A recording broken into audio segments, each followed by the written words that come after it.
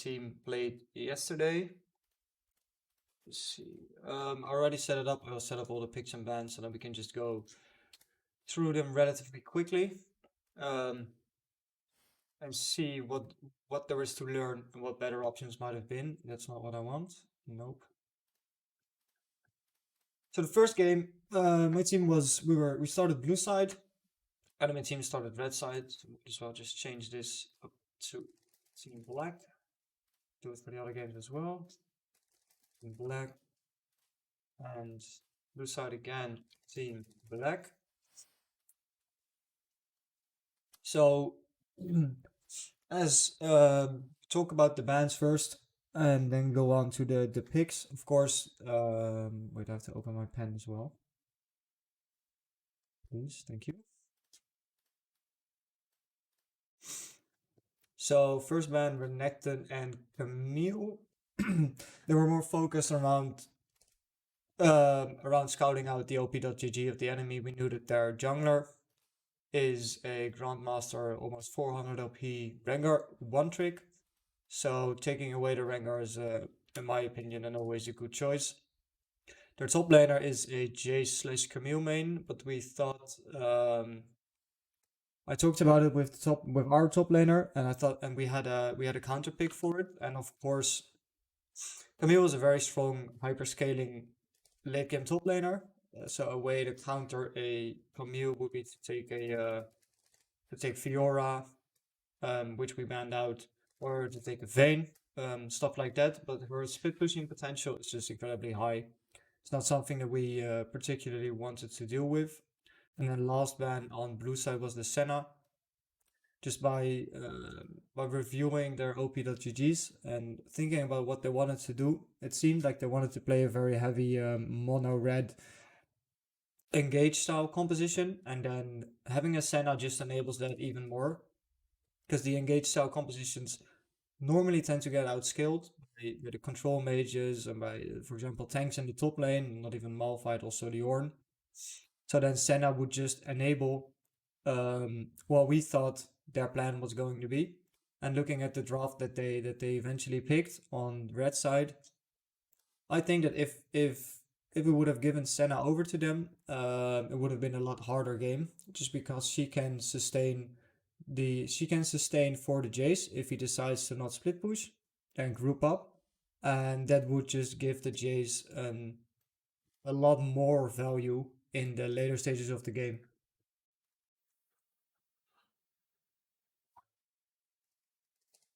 So then the bans from the red team, they first banned the Ornn, then Sett, and then Zoe. I don't think Ornn is a very ban-worthy champion. Of course, Ornn is very often picked on B1, first pick on the blue side. But there's multiple ways to play around an Ornn, and of course he gives your team an insurance for the late game. But there's still ways to outdraft a first pick Ornn. You can play through top side, because the Ornn isn't going to be very valuable until he has 2 items, or if you take bad trades or even short trades with him, then there is a chance that the Ornn wins lane. But there's multiple team style compositions that can work on red side that completely shut down the Ornn. Of course, Camille or Fiora being one of those, because they can just split push him, and you can, as a team, you can basically ignore the Ornn, because he either has to deal with a side wave being pushed in, or if he groups up with his team, they have a free push in the side wave, and if your team has disengaged, the Ornn is not going to be a problem. Second ban is Sett. Sett being the opposite from Ornn, so they opt in for a I'd say that Sett is a very defensive pick, so by banning away Sett, it probably means that you're going to play an engage heavy composition, because Sett can do so well into champions that run into him. Of course, especially tanks with his ultimate, that he can dunk them back into the backline of the opponents, and then can turn the fight around relatively well. Last ban being the Zoe, I also do think that this is a more targeted ban towards our mid laner. He's played a lot of Zoe in recent games. And besides that, Zoe is also a relatively safe matchup into many of the strong meta mid laners, for example, like Syndra, like Corki, or like the Azir that we see picked on B2. So that was already a nice pickup, a nice ban by red side for the plan that blue side had. Blue side first picked Ezreal, because Ezreal, Ezreal in isolation, so only in the lane that he is in, already tells that you don't want to play through bot lane. Ezreal just needs 2 items to skill, but once he gets his 2 items, his power spike is incredibly high. Especially, of course, if you pair it up with a Yumi or with an Ornn, which the enemy team banned away. But besides that, the only thing that Ezreal tells is that you're looking to play a safe bot lane, and you're also threatening the enemy to pick away the Yumi. Because of course Yumi Ezreal is a really annoying poke heavy lane where the Ezreal can just sustain until he has 2 items, and then start taking over the game.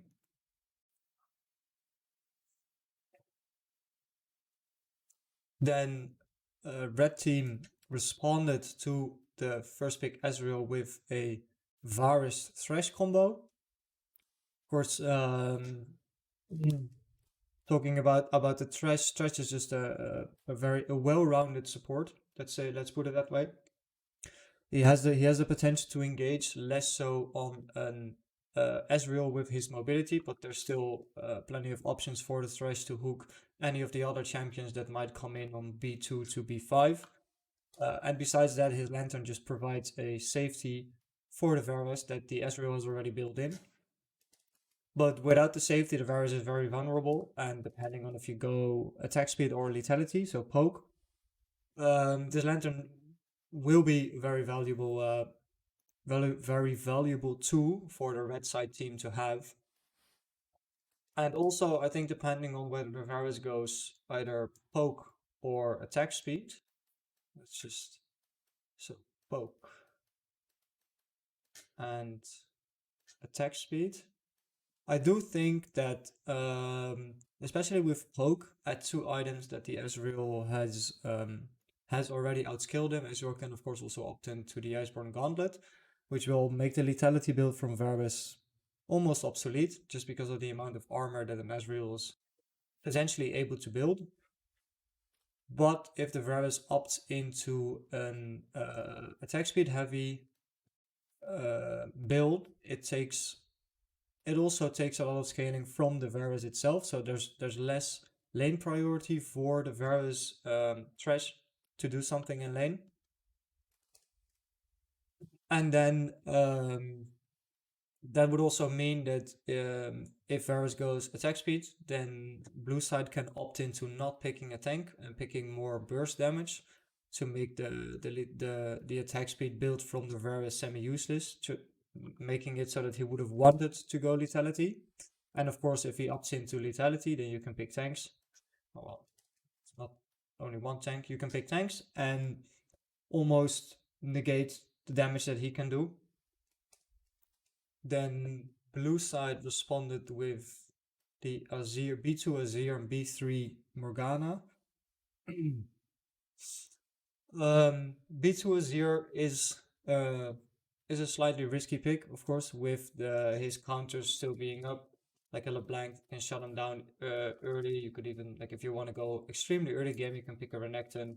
If you want to opt into a Jarvan jungle or something that can pressure the Azir, you shut him down early. Those were still options available for us, but what it does give for blue side team is a lot of safety and scaling for the late game. Of course, because the Azir is going to be an absolute monster late game and going to be a lot more valuable than the Thresh and the Varus.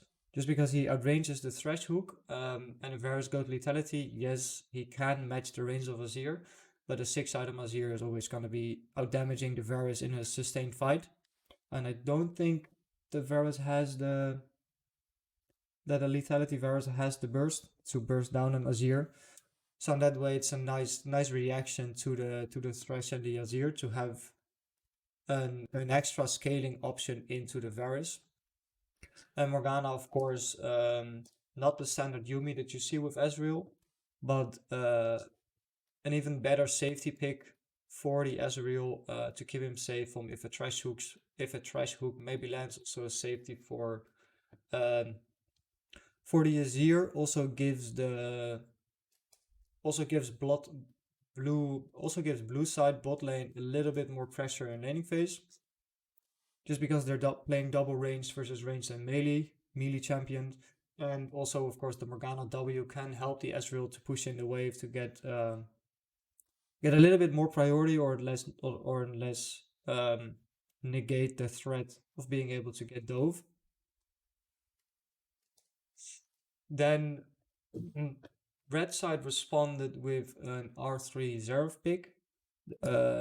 I'd say that the Xerath pick is incredibly focused on being able to match the Azir, at least in the earlier stages of the game. But whereas Azir is a fairly self-sustained champion, he has a lot of mobility, he has self-peel with his ultimate, and an incredible amount of range with his Sand Soldiers and the Q. Then on the opposite side, the Xerath needs some sort of peel. Of course, he has his stun ability, but if you attack Xerath from multiple sides, or you bait out the ability, or you have some kind of spell shoot or QSS, the Xerath is basically going to be not necessarily useless, but he's going to be in a lot of trouble.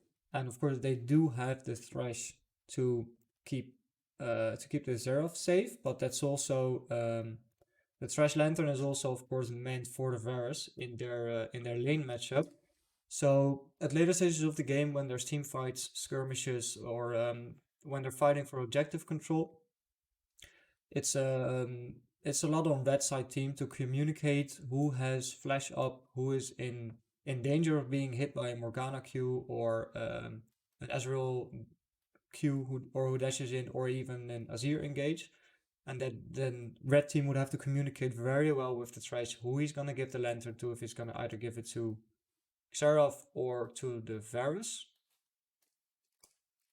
And already based on these picks, you can tell that the early game is gonna be relatively slow.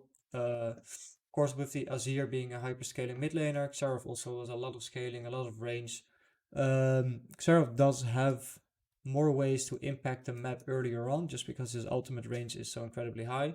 But I would say that the Azir can shove in the Xerath, and then Xerath has two options. Either he tries to de-push the wave or push in the Azir, or he tries to poke out the Azir in order to facilitate a gank in mid lane, and then in that way pressure out the Azir. But I'd say in a completely isolated matchup, that Azir slightly has the upper hand, just because he has a lot more wave control, and also a lot more scaling. Then for bot lane, it's mainly just from blue side, it's mainly just a sustain battle to see if you can outlive the poke and the threat that the Varus and Thresh have onto the Ezreal and the Morgana.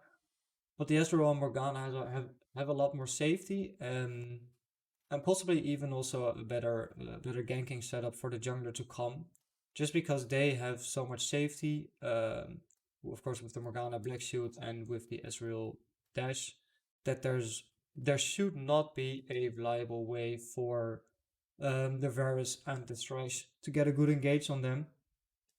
Of course, red side could always opt into a more heavy early game or CC heavy jungler on R4 or R5. But then if they would pick one of these junglers, so that it would be Lee Sin with his gap close, a Rek'Sai with his Burrow, or an Elise with the Cocoon and the Repel, those three champions especially would be very off theme with the rest of their composition. So they have, for us, the way it stands now, they have a lot of poke and a relative amount of scaling. Scaling, of course, is always relative. And the same goes for blue side. They also have a decent amount of poke, but a lot more scaling. So I'd say from the point on where blue team is onto items, with the way that these picks stand right now, blue team is going to be able to have the edge. And not only because of the champions they pick, but also because they are on the blue side. So if there is a Baron dance happening, and all our champions are clumped up in the top side of the blue team's jungle, then there's not a reliable way for the red side team to engage. They could of course throw the Thresh Lantern or have the Azir land some no, not the Azir, have the Xerath land some skill shots in there, but there's no reliable way for red team to ever engage into these small corridors that exist in the top side of the blue jungle. And then also if they would face check, there's a lot of damage being dealt by the Azir and by the Ezreal in these small corridors, and those champions of course also have the safety to disengage if they feel that it's a fight that they can't win. So in that way, the the blue team already has a slight advantage, at least past the 20-minute mark when the Baron has spawned.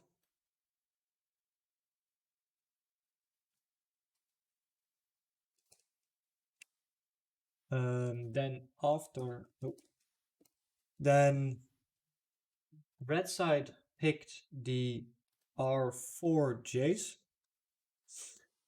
In a way, Jace is on theme with the Xerath and the Varus, as in that they're all poke champions, of course, depending on if of course, assuming that the Varus is gonna go lethality instead of attack speed. Of course, Xerath has a lot of long range to poke, and Jace is just an early game bully.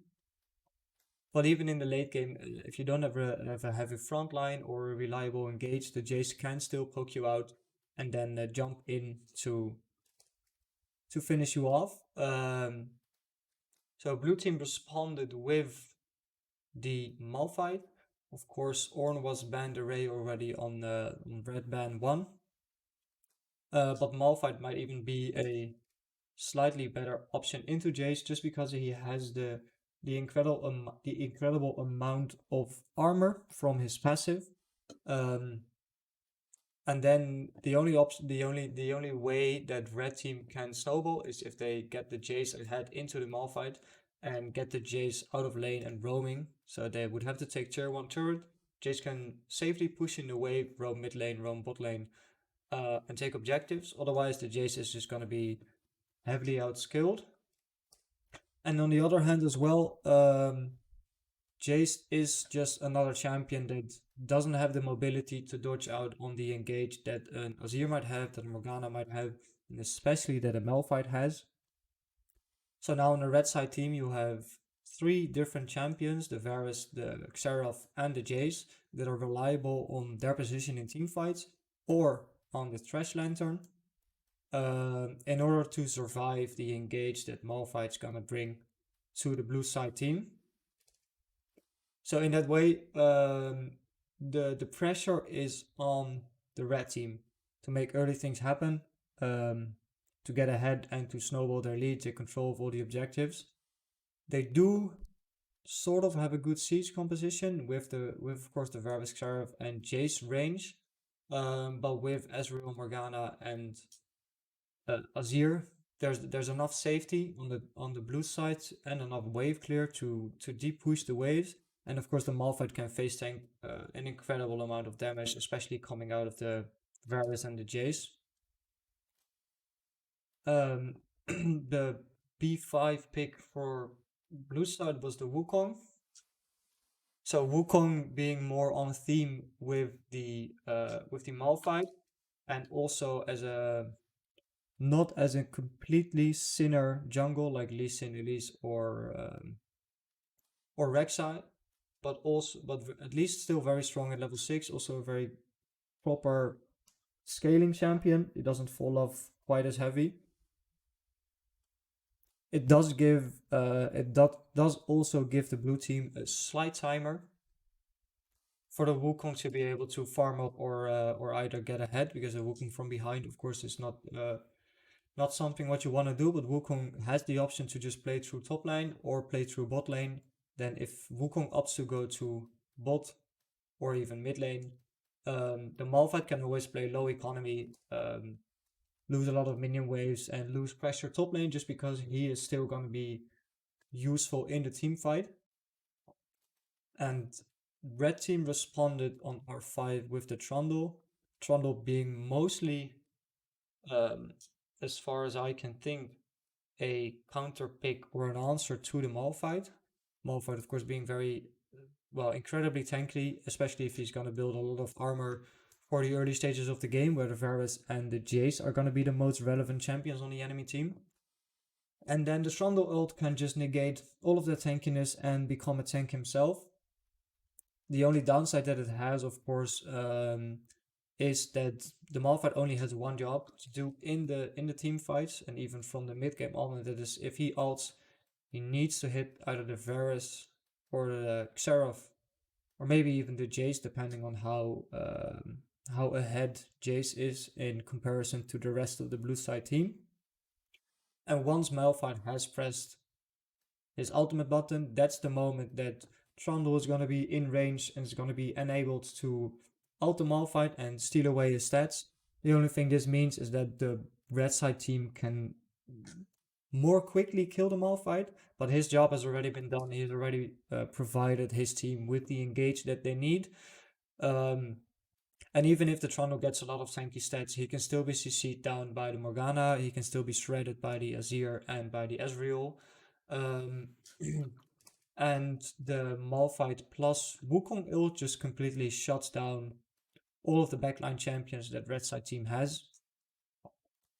With red side's main win condition being the snowball through top lane or mid lane, or even bot lane, of course. Because I know that these games have already been played out. I know that Varus went for a lethality build, which is also more on theme with the Jace and the poke that Xerath can provide. I do think then that, especially at one item, when Ezreal has his Mana Mume and Varus has his Umbral Glaive, that the enemy bot lane is gonna have an advantage. Of course, the only downside to their bot lane having an advantage being that the Wukong has a free lane to gank and to snowball through. And I do also think that the Xerath with his Lost Chapter, if the Azir ups into a Nashor's Tooth first item, that the Xerath is gonna have push priority onto the Azir. Same goes for the bot lane. And same goes for top lane. And this is all up until the point where blue team has two items. So if the Ezreal has two items, he's going to be able to outtrade the Varus with two items. Azir is going to be able to outpush the Xerath with two items. And Malphite might even be able to kill the Jace once he has his Thornmail and Sunfire Cape. And as far as the isolated jungle matchup goes, I don't think that Wukong is gonna have the advantage over Trundle, just because of the inbuilt lifesteal that Trundle has, the disrupt that Trundle Pillar has. Even though Wukong does do percentage HP damage, I still don't think he's gonna be able to win that 1v1 matchup. And if mid lane is even, I'd say it's easier for, at least at level 6, for the Xerath to move slightly out of lane and assist the Trundle by ulting onto the Wukong, whereas Azir would have to walk all the way down the river or into the enemy jungle or into his own jungle in order to assist the Wukong.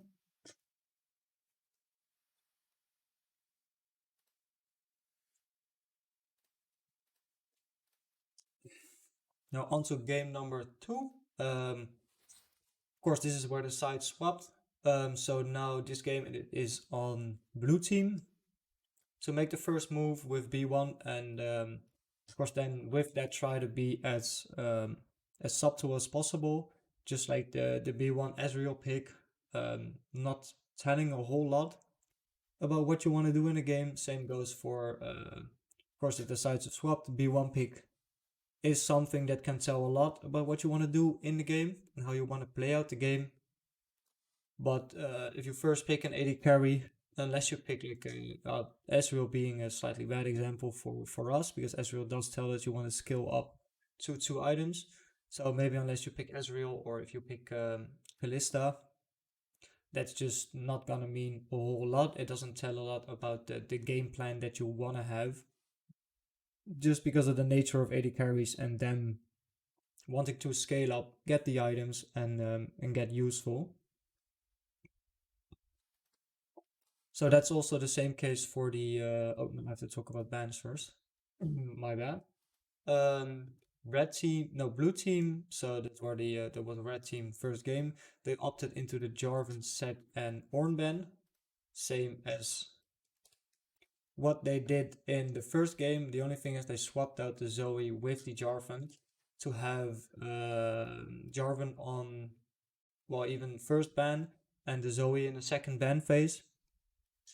Probably just because they thought that we would not pick, or that red side would not pick a R2 or R3 Zoe.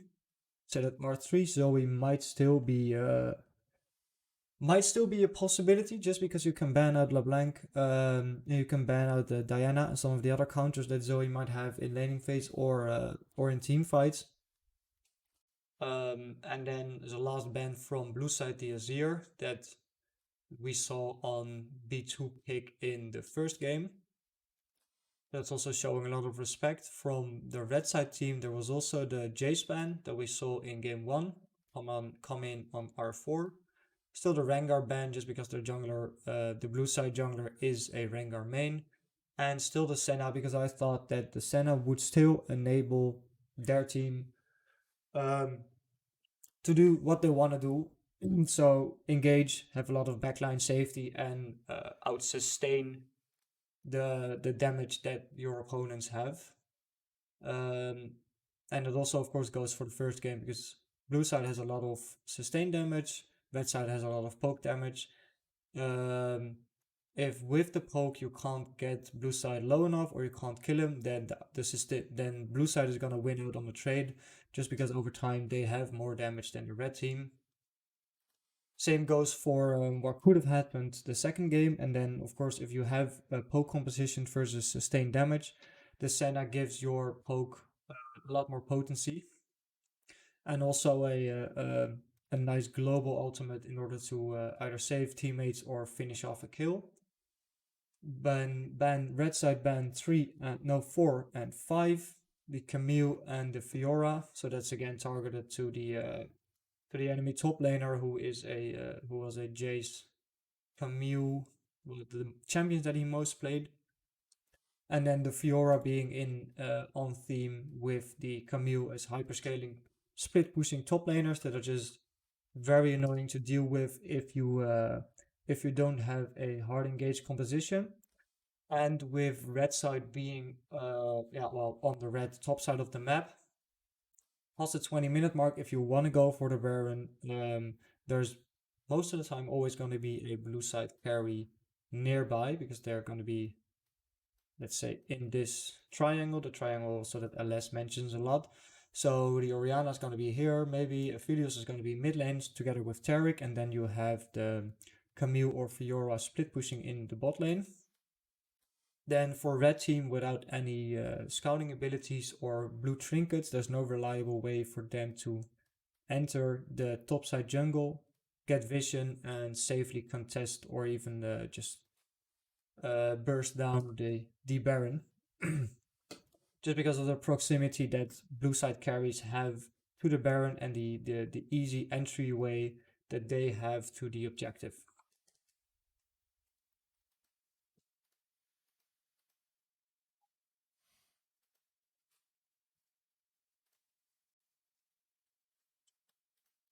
So then B1 pick was Aphelios. As I said before, Aphelios not showing a whole lot about what the game plan is. It's more like a fail safe for the late game. Everybody has seen the highlights of a 6-item Aphelios just completely shredding down an enemy team. So that does already pose a threat for the red side team, that if the game goes very long, that the Aphelios is going to be something that they will have to deal with either earlier in the game by picking champions that are stronger early game. The only danger that you're in then is that you're still going to get outskilled. You can only delay the scaling, you can't completely shut it down. unless you of course win the game very early on. Or you can opt in for champions that outskill the Aphelios. That is, especially in the bot lane, incredibly hard to do. Maybe you're looking at a Vayne or a Kog'Maw Lulu, but Vayne being very short ranged into an Aphelios.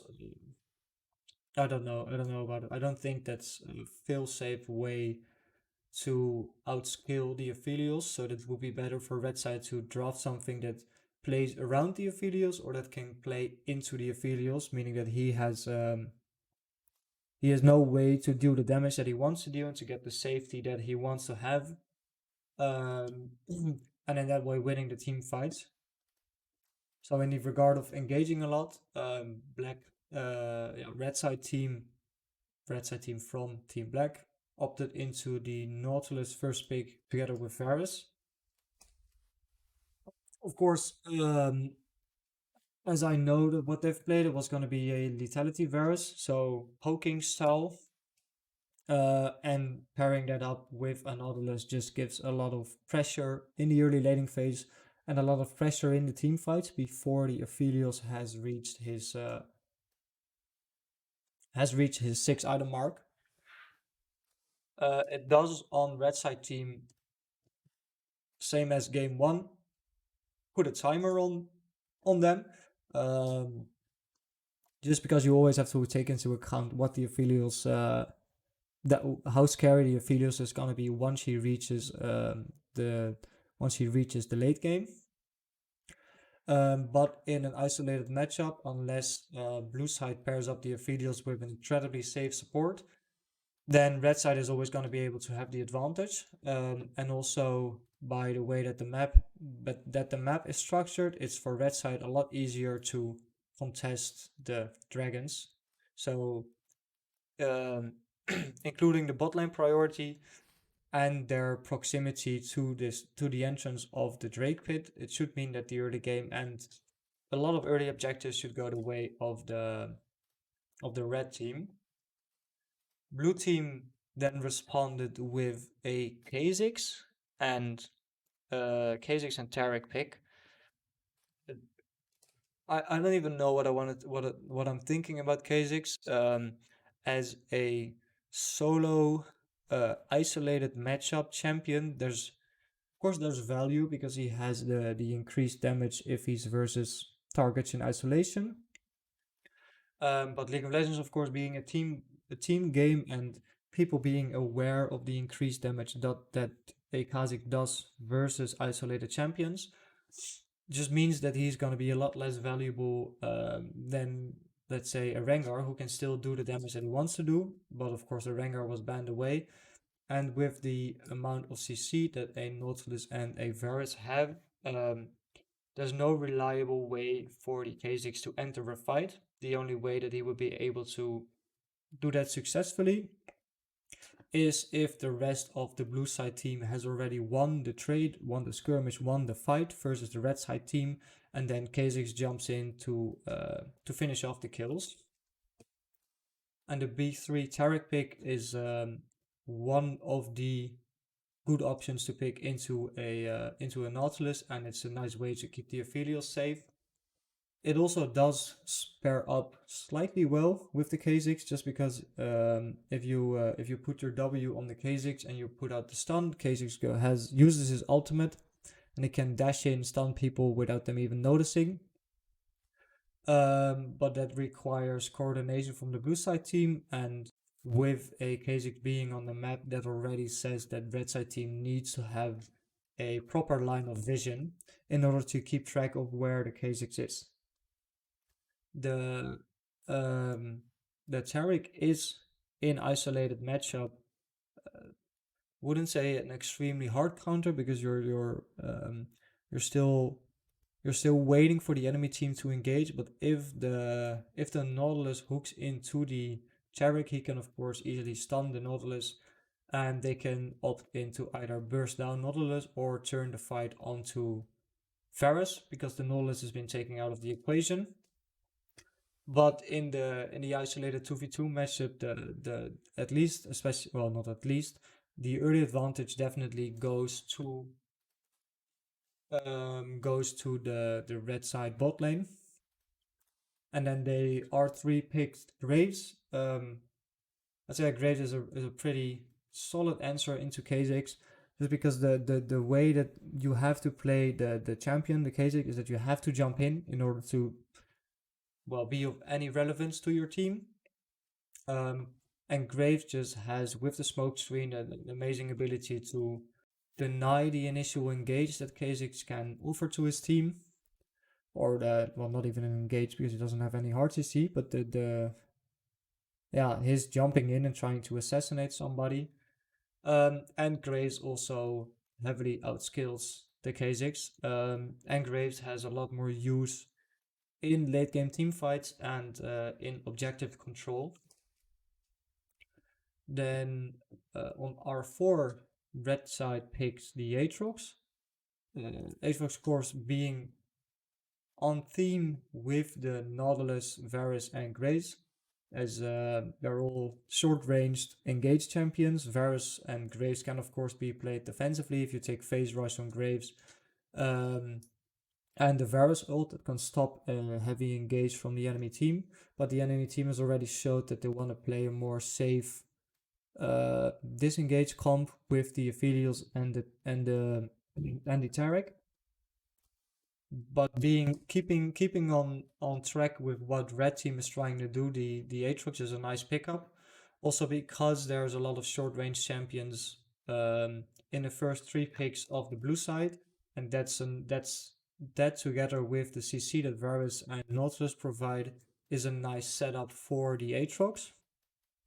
And in the isolated matchup, Aatrox can of course be outskilled, but we already banned away the Camille, we banned away the Fiora, so there's less reliable options for the enemy team to pick those kind of champions.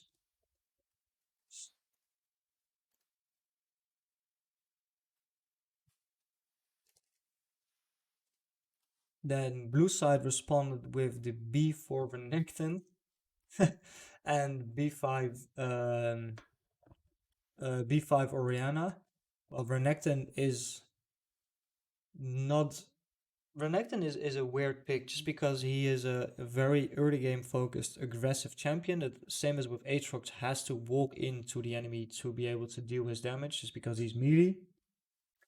Of course, he does have a double dash, but combined it with the Varus ultimate, the Nautilus CC, and the mobility that Graves has, and his smoke screen, there's no real reliable way for the Renekton to dash into the red side team. And then in the isolated matchup, of course Renekton wins the early levels from the Aatrox just because of his early laning pressure that he can have. But at 1.5, 2 items, the Renekton is going to be outskilled, and with what the rest of his team is trying to do, the Renekton is incredibly weird pickup that in later stages of the game, post 20 minutes, let's say, is just going to be a walking meat sack. He's just going to be a meat shield for blue side team, and by picking Renekton, you just hope that he can carry you through the early game by playing through top side, because you're going to lose all the Drakes anyway. Playing through top side, getting the Renekton ahead, and then hopefully in later stages of the game have enough farm and resources on the Aphelios so that he, together with the Taric, can carry the entire team fight. And B5 last pick, the Orianna, is a safe mid lane pick. Of course, Syndra is still up. Syndra being seen as one of the biggest, or not biggest, or as one of the counters to the Orianna. But the good thing that the Orianna has is that she has 2 characters that can semi-reliably be the engage that she needs. They can be the ball boys, they can bring the ball into the enemy team and get a massive shock blast. And the Orianna is very useful because she has a lot of terrain or at least zoning control with the ball, meaning that the red team can never safely do a Baron, because what I've said in the with the first game, the blue team has the triangle that their safety is. There's always going to be a carry in close proximity to the Baron after the 20-minute mark. And the Oriana is just giving blue team a lot of safety. A lot of safety for when the red team is pressing to take the Baron. Of course, when red team wants to take Baron, they don't with the 4 champions that they've picked. There's not a reliable way to scout out the enemy jungle. And then if Oriana is positioned in the jungle into one of these choke points, she's going to be very capable of holding the line to the onslaught that red team wants to bring.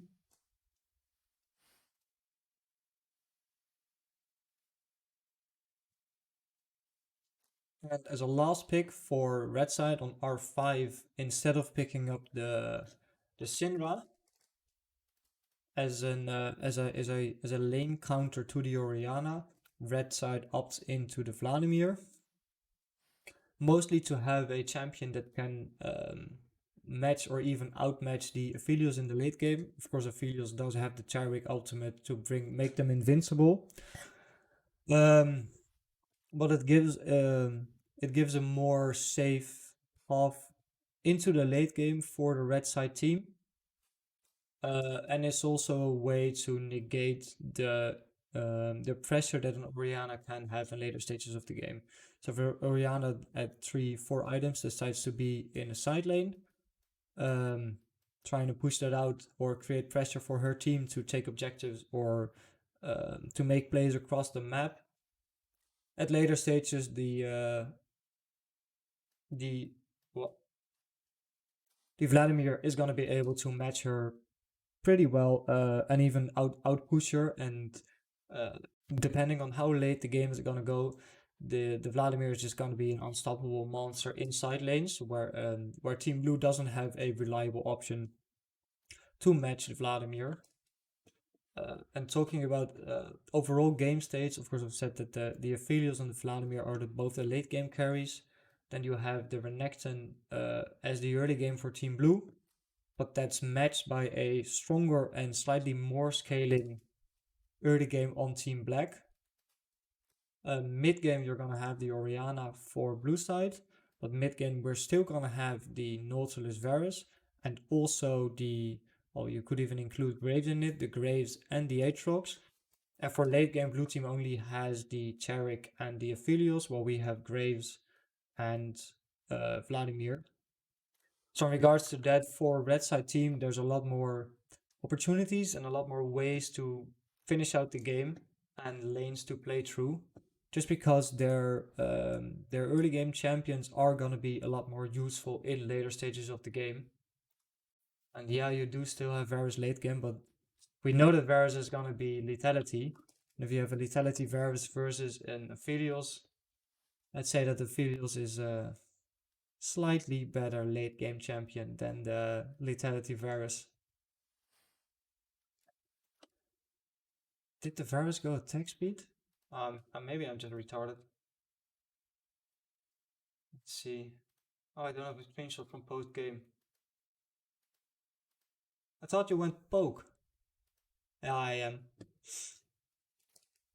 Oh yeah, of course. Yeah, you did go attack speed because in order to match the Aphelios. But then still, you spike as attack speed Varus, you spike earlier than the Aphelios, but there's no way that you're gonna match Aphelios at 6 items. It's nice that the only viewer is the AD carry. Fucking Sir Miller.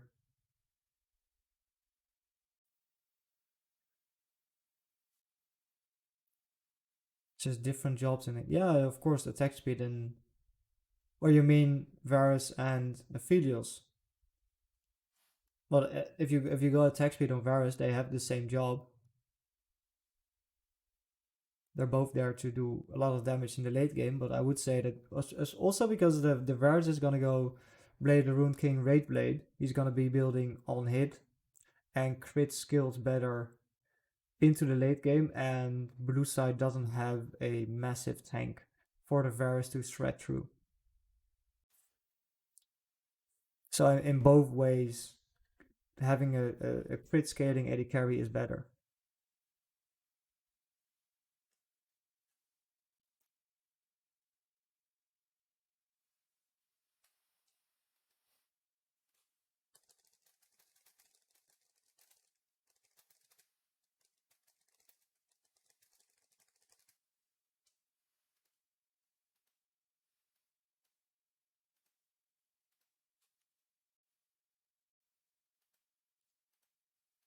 I think he is in game. He's not going to reply anymore. Said could have had a live discussion.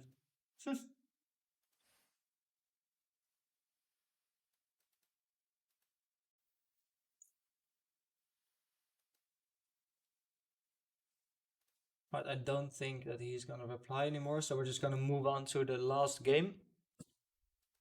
Game number 3. Team Black. So my team was back on the blue side. Bans are relatively the same as from what happened the first game. So again, Fiora ban, Camille ban, leaving open the Jace for the red team to take like they did in the first game. And after the first 2 games having been played out, of course, I think that blue side has an idea of how to answer the Jace pick on red side. The only ban that's being changed is Varus, but Varus was with the Aphelios in mind, just because the isolated matchup and the laning phase is slightly annoying for Aphelios. Red side again banned away the Yorn. This time they took away the Senna, maybe feeling that blue side was gonna prioritize it and like in game 2, play a heavy engage style composition. With what the Senna pairs up quite nice. Let's see. And of course banning out the Olaf. And banning out the Olaf for which has slightly the same theme as the Senna, whereas the Senna wants to skill, Olaf is just a champion that wants to run in. And by taking away the Olaf, you also take away a lot of early game pressure from Team Blue. With still a lot of early game pressure that still has some relatively okay options or abilities that can be useful in the late game.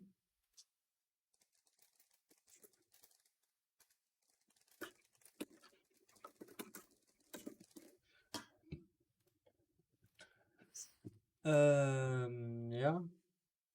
So and what? Let's see. Didn't they? Yeah. So same as game 2. But then of course with the teams being on a different side. Game 2, Aphelios was first picked. Game 3 by Team Black, Aphelios was also first picked on B1. With the Varus being taken away by blue side and the Senat being taken away from red side, then the only viable AD carry that is still up is gonna be the Misfortune, which red side opted into picking, of course. I'd say that up until 2 items, Misfortune is gonna be able to have the edge over the Aphelios. But as I've said in the analysis of the draft of game 2, the Aphelios is just gonna outscale up to a certain point where the Misfortune is not completely useless because she still has the ultimate, of course, but if it gets to a full 5-on-5 team fight, the Aphelios has the ability to do the damage that he wants to do. The Aphelios is gonna completely take over the game. And of course also by first picking Aphelios, banning away the Varus and the Senna, forces the enemy team into the Misfortune. But then you're basically also forcing the red team to pick Braum, just because you have a very strong counter pick to the Misfortune, and of course Braum being a very strong champion on itself. But red team opted to go for a more engage heavy I would almost say laning focused pick. Of course, previous game red side also picked the Nautilus. And in the third game, red side opted also to pick the Nautilus paired up with the Misfortune. Very strong, very oppressive laning combination, also with a lot of early pressure. And of course, the expected response from blue side was to pick up the Braum, just because Braum can face tank the Braum can face tank the hooks and the CC that Nautilus provides, and with his shield he can dodge out the damage that Misfortune has. So by only picking the Braum, you're already negating two of the first picks of red side team, and you with the Aphelios and the Braum combination, you have a fail-safe late game combo that you know for sure is going to be able to hard carry the game once they reach 4, 5, 6 items. And on the B2, the pickup was the Syndra. Also, same as with the what red team had with the R1 Misfortune pick. You with R1 Misfortune, you force yourself to R2 Braum, because otherwise you're gonna take it away. Otherwise, it's gonna get taken away by the enemy, and they're gonna be able to have the upper hand in what these two champions want to do. Same as the Syndra on B2. There's no counters to Syndra being banned out, of course. Well, Olaf being slightly annoying, and the Ornus as well with his long range engage. But by first picking Syndra, you're also threatening the red team to pick a LeBlanc. I think I have the bans wrong for my own team. Yeah, I do. It was like this. I think it was like this. Yeah, that's my bad. Okay, but then still, already taking away the LeBlanc in the first banning phase for blue side. That means that there's not a whole lot of options that can go safely into the Syndra, purely because Syndra has such an amazing burst, lane control with the balls. Her engage is slightly more problematic just because she doesn't have the hard CC and the hard engage or the point and click engage. But if an enemy ever oversteps, they're gonna be called out. And of course, with the Nautilus that wants to hook into the blue side team, the Syndra is just gonna provide another fail safe as to if Braum can't face tank the hook, you always have the Scatter of the Weak to push back the Nautilus and push back the engage that red team has. And it's even another option to shut down the Misfortune ult.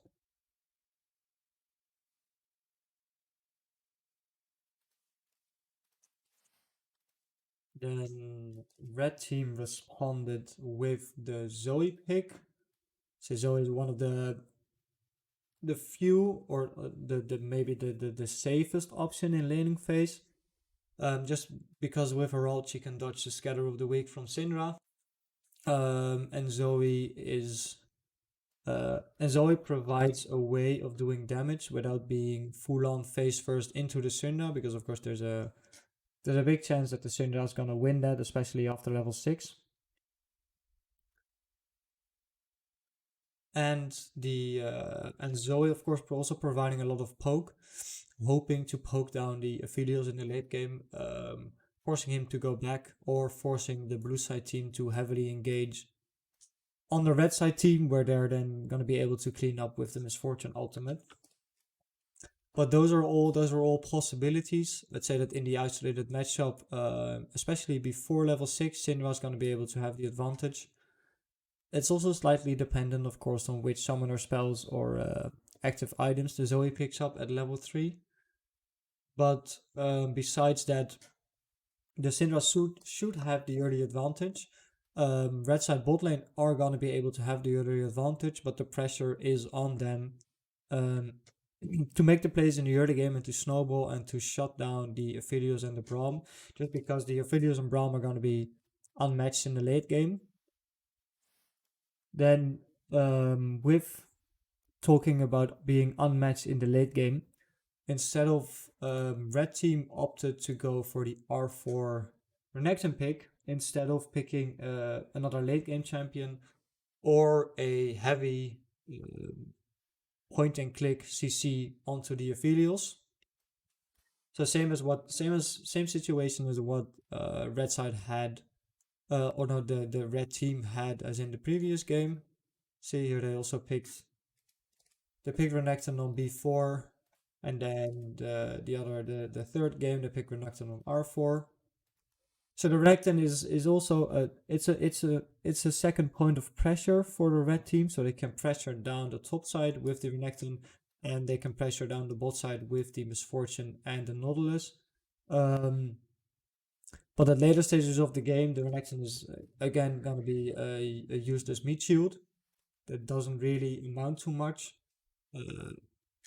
Maybe there's picks that are even worse early game, or if you pick like a complete troll pick in the top lane, you just run it down. There's no way that the Renekton is going to be of any value besides just being a meat shield. Maybe if he has flash, he can flash on the back line of the blue team, but there's enough safety, disengage, CC, and burst, and well, not burst, a lot of damage for them to completely shut down this Renekton at team fights or at later stages of the game. Blue team also again opted to play the Aatrox into Renekton. What we saw from the first game, and that there's a threat by the Renekton to shut down the Aatrox in the early game. But there's good ways to play around it. The Aatrox can just farm safely with his Qs, and if the Renekton ever steps up, he gets his seed, and up until a certain point, at like level 3, then the Renekton can still lose out on the trades. There's just some pressure at level 6, where the Renekton is going to be a lot stronger, and also up until some levels afterwards. But once the item starts getting through, the favor of the matchup is for sure gonna switch on to the in favor of the Aatrox, and also with a Nautilus that wants to, that, or not even wants to, that needs to go into the blue side team, same as with the Renekton. Otherwise they're just useless meat shoots, and you could have better picked like a Dr. Mundo if you want a strong meat shoot. So already the Aatrox picks is enabled by the R2 and R4 pick over Renekton and Nautilus. As a last pick for blue side on B5 was the Karthus jungle, because the Jarvan and the Set were taken away. Not that Set is that good in the jungle anymore, but still. The Karthus just does pose a big threat for the late game. So Team Blue is heavily focused on the late game with the Syndra and Aatrox still having some early, possibly, and also mid-game pressure. And the only downside being of picking Karthus on B5 with a Syndra on B2 is that there's going to be 2 magic resist champions. So the Misfortune can build a Hex Drinker, Zoe can build not a Malmordius, but a Banshee's View, and the Renekton might also go into a Maul of Malmordius, Merc Threads, or even a Spirit Visage if the game goes late enough. Which is bad for the Karthus, because if Karthus is the only magic damage dealing champion on his team, there's a good chance that he's just gonna completely wipe the enemy team.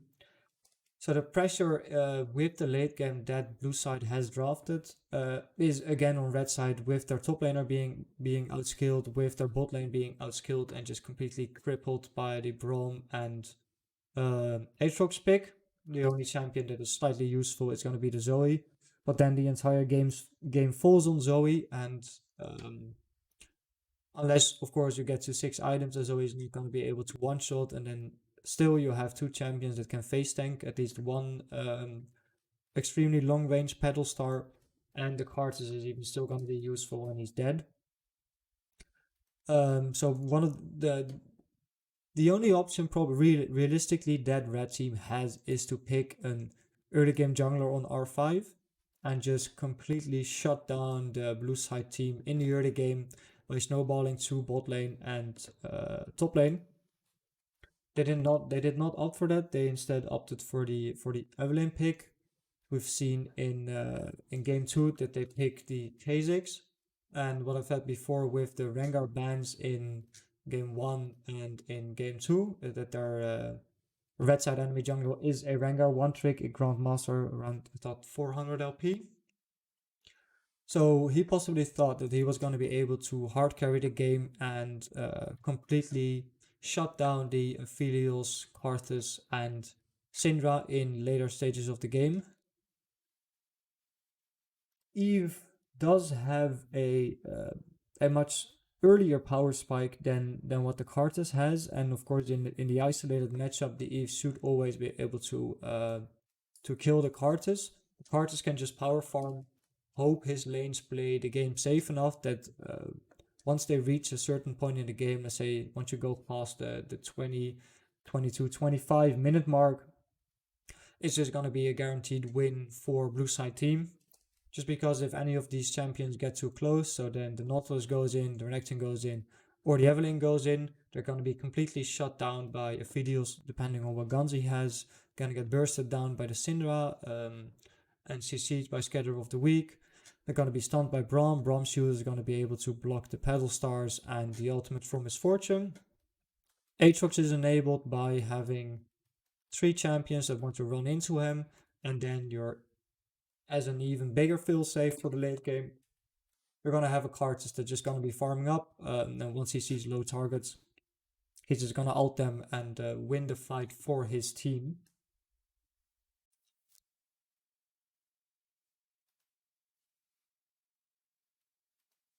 And those were the 3 drafts from the games that we played yesterday. Thank you very much for watching, and I will see you guys or talk to you guys tomorrow. Goodbye.